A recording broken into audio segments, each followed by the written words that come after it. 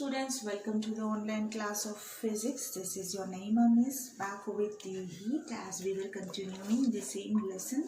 We will continue in today's class also the same lesson. We have learned about the differences between the heat and temperature. What is the actual meaning of heat? What is the actual meaning of temperature?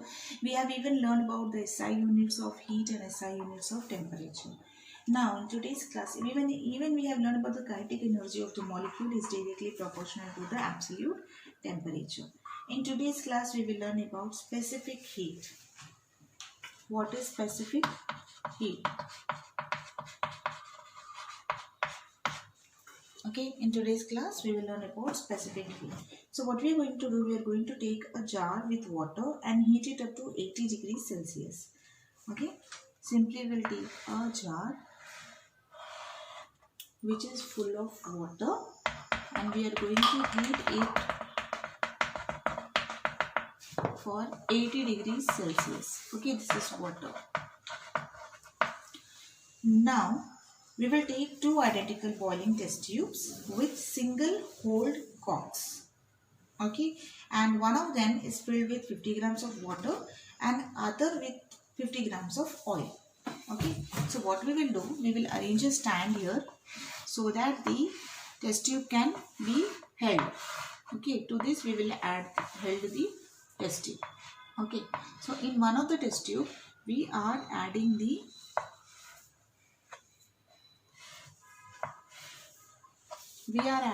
water, and to the another test tube we are adding the oil.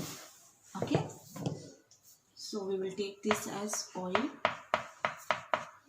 and this one we will take as water.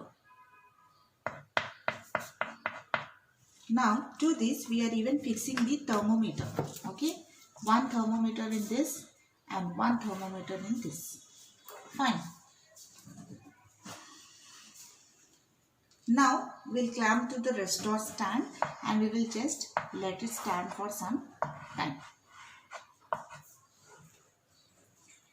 Then we will believe that the same amount of heat, we will see whether the heat will be transferred to the oil and the water or not. Okay, and every 3 minutes we will observe the reading. Okay, after every 3 minutes we will observe the reading. We will believe that the same amount of heat is supplied to water and oil because they are kept in the jar of hot water for the same interval of time. We observed that the heat of rise is in temperature of oil is higher than the temperature rise in the water. Okay, we will see that there is an increase in the temperature of the oil. That is, there is a rise in temperature more comparatively in oil when compared to water. You see, oil catches fire very easily. Okay, so that means it takes the heat very easily. Water doesn't catch us, right? So the rate of rise in temperature depends on the nature of the substance, right? So with this we can say that the rise in temperature depends on nature of the substance, right? Because see here you see the oil. When we take oil, you see there is a rise in temperature very easily, whereas water there is a rise in temperature it takes its own time to increase the temperature. Oil, you can see there is an immediate increase in the temperature. So that we can say that the rise in temperature depends on what substance we are taking, what material we are using. That gives us the rise in what amount of heat is being taken by the substance. Now what we will do, we will take two beakers. Okay, we will take two beakers. Now in one beaker we will take 250 grams of water. Okay, or you can say 1/4 liter of the water, any quantity. Okay, so 1/4 liter of water we will take here in this container, and we will take 1 liter of water in this container. Okay, 1 liter of water in this another container. Okay. Now you can see we can write it as 250 ml of water and 1 liter of water in another beaker. Now what we are going to do, we are going to heat this.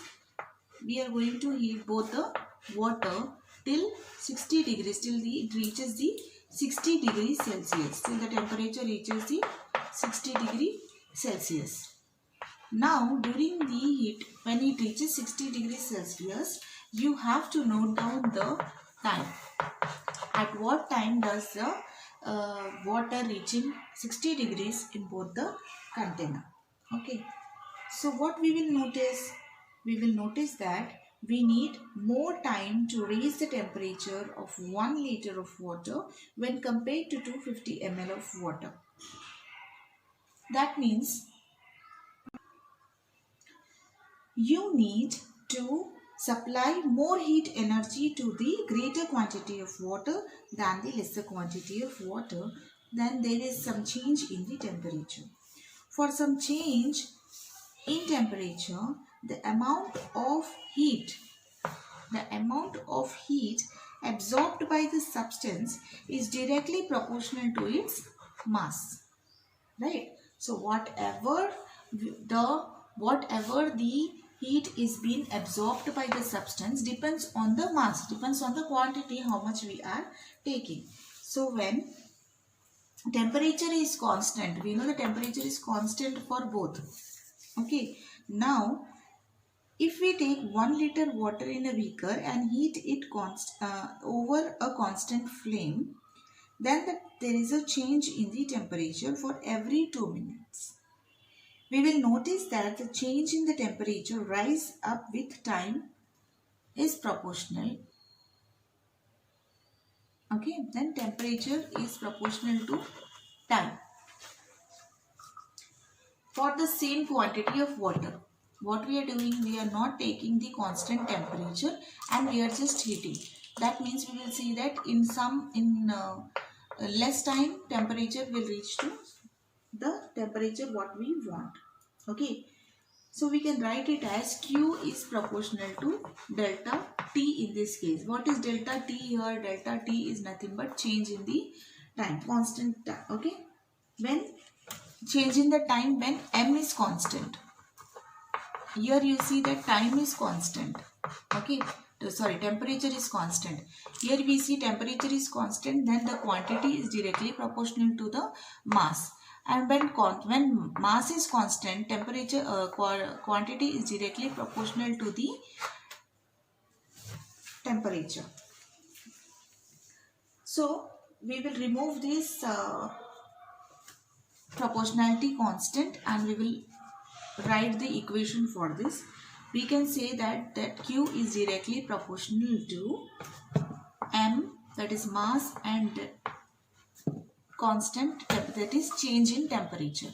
So to remove this proportionality constant, we will write it as Q is equal to M S delta T. Okay, Q is equal to M S delta T. Right, S is nothing but it is a constant for the substance which is called as specific heat. Okay, it is nothing but a constant which we are using to remove the proportionality constant, which is S. That is nothing but it is given as small s, that is specific heat. So it is called as specific heat. So Q is equal to Ms delta T.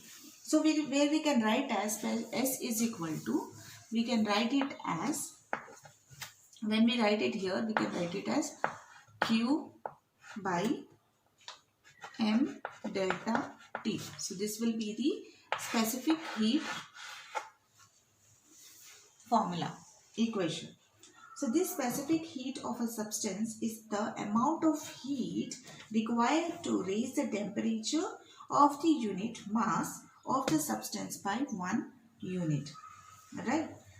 So if we take the CGS units of the specific heat, it is calories per gram minus Celsius, degrees Celsius, and SI units of it is joules per kg Kelvin. So 1 calories per grams minus degree Celsius is equal to 1 kilo calories by kg kelvins. So when we are substituting the values of kilocalories, we have 4.2 into 10 to the power 3 joules by kg minus Kelvin. We get the value of 420 joules by kg minus Kelvin. So this is the value which we get for specific heat. Okay, we have seen that the rise in temperature depends on the nature of the substance. Hence, the specific heat of a substance depends on its nature. So, if the specific heat is high, the rate of rise in temperature is low. If there is specific heat is low, then the rate of rise in temperature is high. It gives us an idea of degree of reluctance of substance to change its temperature.